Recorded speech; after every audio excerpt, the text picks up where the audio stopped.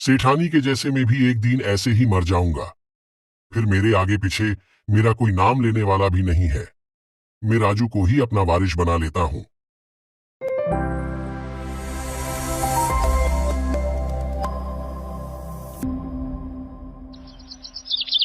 रत्नापुर नाम का एक गांव था। उस गांव के पास माता रानी का मंदिर था। वहीं एक छोटे से घर में जयदेव, कामिनी और उनका एक प्यारा सा बेटा था। कामिनी माता की बहुत बड़ी भक्त थी, तो 7वें नवरात्रि में कामिनी माता के मंदिर जाने के लिए अपने पति जयदेव से कहती है। जयदेव को ये सब पसंद नहीं था, पूजा पाठ को पाखंड मानता था। कामिनी विनती करने लगी। तब शाम को चलेंगे ऐसा बोलकर काम पर चला जाता है। अब शाम हो आई, जयदेव काम से थका हारा घर वापस आ गया तो जयदेव से बोलती है, चलिए ना माता के मंदिर चलते हैं। नहीं, अब मैं थक गया हूँ, कोई जरूरत नहीं है जाने की। कामिनी विनती करने लगी बार बार। तब जयदेव जाने के लिए तैयार हो गया। अपने बेटे को साथ लेकर आ तो गया, पर मंदिर के बाहर खड़ा हो गया। तो कामिनी अंदर आने के लिए कहती है जयदेव से, मैं नहीं आऊंगा, तुम ही जाओ अकेली, अंदर में नहीं मानता। इस पाखंड को जल्दी से जाकर आओ। कामिनी बेचारी रोते रोते मंदिर में आकर माँ के चरणों में गिर गई और माँ से विनती करने लगी।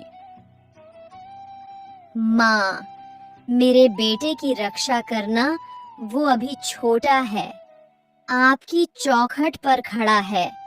माँ, कभी ऐसा दिन भी आएगा जब मेरा पति आपके दरबार मुझे साथ लेकर आएगा। कामिनी अब मंदिर के बाहर आ गई।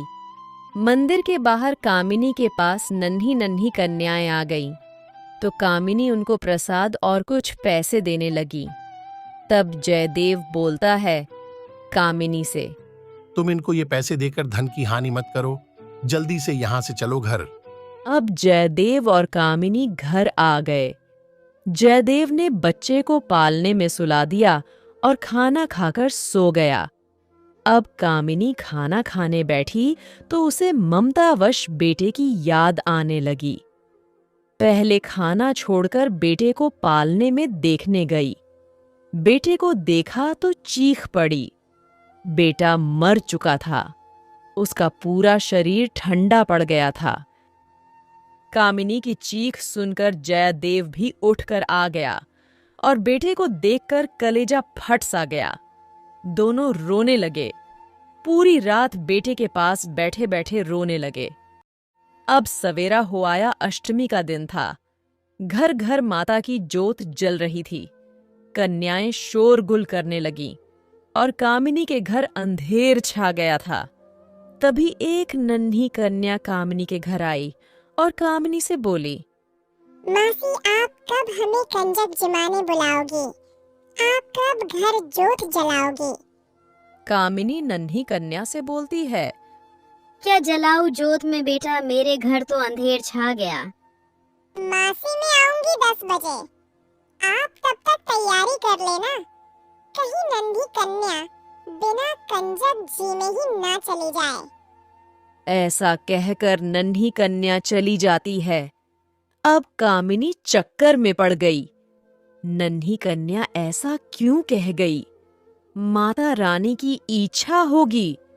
अब कामिनी ने अपने आंसू को पूछकर जयदेव के पास आई और बोली, आप अब अपने आंसू पोंछ लीजिए और कंजक बिठाने के लिए तैयारी कीजिए।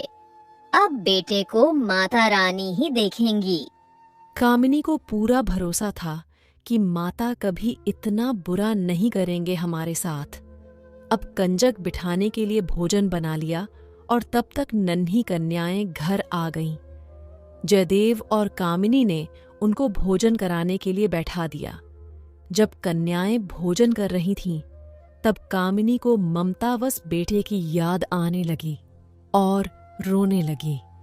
जो नन्ही कन्या कंजन लेने आई थी, वो मां दुर्गा ही थी। कामिनी माता के चरणों में गिर गई और माँ को कहने लगी, माँ, मेरा बेटा मर गया। अब कितनी परीक्षा लोगी आप? नन्ही कन्या कहती है, बेटा कामिनी, मेरे पर विश्वास करके बेटे को आवाज दो। जयदेव और कामिनी बेटे को बुलाने लगे। इतने में तभी अचानक से नन्हा बे उठकर माँ के पास आने लगा। दुर्गा कहती है, मैं बेटे को मारना नहीं चाहती थी, ना ही तुम्हें कष्ट पहुंचाना चाहती थी। तुम्हारे पति को उसकी गलतियों का एहसास करवाना चाहती थी। जयदेव माता के चरणों में गिर गया और माफी मांगने लगा। माता ने जयदेव को माफ कर दिया और गायब हो गई। कौन कहता है, मां कष्ट में साथ नहीं होती। अगर विश्वास और श्रद्धा है तो मां हमेशा साथ है। एक गांव में राजू नाम का एक व्यक्ति रहता था। वो एक चोर था। एक दिन वह गांव के बाहर काली माता का प्राचीन मंदिर था। राजू उस मंदिर में गया। वहां मंदिर में एक सोने की घंटी उसे दिखाई दी। हे माँ काली, मुझे माफ करना, मैं इस घंटी को ले जा रहा हूं। ऐसा कहकर उस घंटी को उतार कर बाहर ले आया। अब एकदम से राजू का मन बदल गया। मैं कितना बड़ा पापी हूं जो माता रानी के घर से ही चोरी कर रहा हूं। ऐसा सोचते हुए वापस आकर घंटी को वहीं लगा देता है और माता से माफी मांगने लगता है। माँ, मुझे माफ कर दो। मैं कितना बड़ा पापी था जो आपके दर से ही चोरी करने लगा था। अब से मैं कभी चोरी नहीं करूंगा। मेहनत मजदूरी करके ईमानदारी से काम करूंगा। अब राजू घर आ गया। ऐसे ही 2-3 दिन बीत गए। राजू घर पर ही था, कहीं नहीं जा रहा था। अब घर पर सब सामान खत्म हो गया था। राजू को बीवी बच्चों की चिंता होने लगी। हे माता रानी, अब क्या होगा? मेरे पास काम भी नहीं है। मैं क्या करूं, कहां जाऊं? थोड़ी देर बाद राजू के घर एक साहूकार आया और बोला, अरे भाई राजू, क्या कर रहे हो आजकल? कुछ नहीं सेठ, घर पर ही हूं। कोई काम ही नहीं मिल रहा। घर की जरूरत भी नहीं पूरी कर पा रहा हूं। मैं बहुत परेशान हूं। ऐसी बात है तो फिर तुम मेरे साथ चलो और मेरे घर पर काम करो। हाँ चलो सेठ, मैं चलूंगा आपके साथ। पर आप पगार कितनी दोगे? दे दूंगा मैं तुम्हारी घर की जरूरत के हिसाब से। ठीक है, फिर चलो सेठ। अब दोनों आ गए घर। राजू अब पूरी ईमानदारी से काम करने लगा। सेठ सेठानी का भी बहुत अच्छे से ध्यान रखता था। ऐसे ही कुछ दिन बीत गए। सेठानी बीमार थी। राजू सेठानी की बहुत सेवा करता था। तो सेठानी एक दिन सेठ से बोलती है, सुनिए जी, राजू हमारे बेटे जैसा है, हमारी बहुत सेवा करता है। क्यों ना हम राजू को अपना वारिस बना ले और घर की जिम्मेदारी उसे ही दे दे। मेरा तो अब कोई भरोसा नहीं है कब तक जीऊंगी। ऐसा कहते कहते वो सेठानी मर जाती है। अब कुछ दिन बीत गए। सेठ बैठा बैठा सोच रहा था, सेठानी के जैसे मैं भी एक दिन ऐसे ही मर जाऊंगा। फिर मेरे आगे पीछे मेरा कोई नाम लेने वाला भी नहीं है। मैं राजू को ही अपना वारिस बना लेता हूं। सेठानी की भी यही इच्छा थी। अब उसकी इच्छा पूरी करने का समय आ गया है। सेठ राजू को बुलाता है और कहता है, बेटा राजू, अब मेरे घर की जिम्मेदारी तुम ही संभालोगे। मैं अब तुम्हें अपना वारिस मानता हूं। मेरे आगे पीछे तुम्हारे सिवा कोई नहीं है। नहीं मालिक, मैं ऐसा कैसे कर सकता हूं? मैं आपके घर की जिम्मेदारी कैसे संभाल पाऊंगा?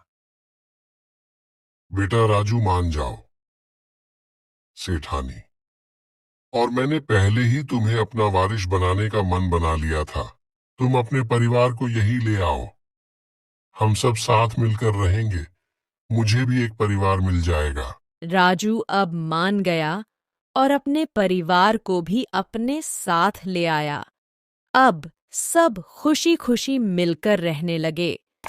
तो देखा आपने कैसे एक चोर माता रानी की कृपा से एक साहूकार बन गया।